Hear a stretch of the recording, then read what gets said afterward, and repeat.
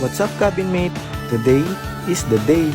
Bago ang lahat, maraming salamat sa sumuporta sa aking first vlog. Hindi ko ina-expect ang mataas na ratings dahil yun sa tulong yung lahat.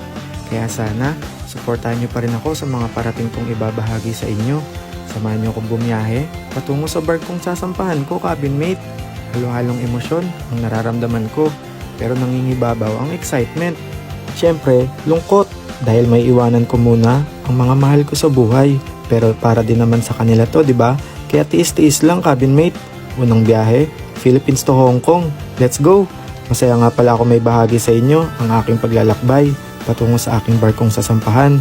Sa totoo lang, wala naman masyadong gagawin, cabin mate. Paulit-ulit kang kakain ng kakain, matutulog ng matutulog, maglalakad ng maglalakad, at syempre, manood ng napakaraming movies. Libre nga lang din pala tong mga pagkain na makikita nyo sa eroplano, cabin mate.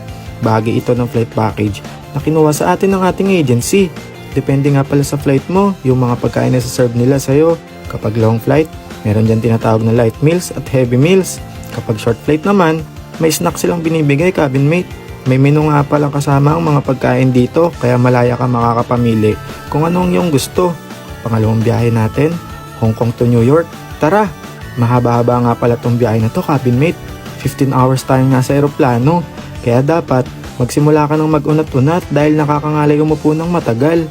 Sa lahat nga ng kontrata ko sa barko, ngayon lang ako nagkaroon ng pagkakataon na mag-connecting flight sa New York. Kaya, sobrang na-excite ako, cabin mate. Nais ko nga sanang lumabas nang makabisita sa Manhattan, ngunit kinulang tayo sa oras. Kaya after ng flight natin, diretso tayo sa hotel na binook ng agency. O diba ang sarap? May mga free food voucher naman na binibigay ang kumpanya na magagamit mo sa hotel. Dahil mahal talaga ang bilihin, lalo na kung ikukumpara mo ang gastusin sa atin sa Pinas. Binibigyan nga pala tayo ng hotel na matutuluyan dahil hindi sapat ang tulog sa eroplano. Bukod sa pabago-bagong time zone, jet lag, talaga ang kalaban mo, cabin mate. Kaya after ko magpahinga sa hotel, diretso kape, ligo, tapos biyahe na ulit, cabin mate. Huling biyahe natin, New York to Puerto Rico, San Juan. Dito na natin kikitain yung barko na sasampahan ko, cabin mate. Sa mga oras na to, sobrang kaba at excitement ang nararamdaman ko. Kaya kapag ganito, nagdadasal talaga ako, cabin mate.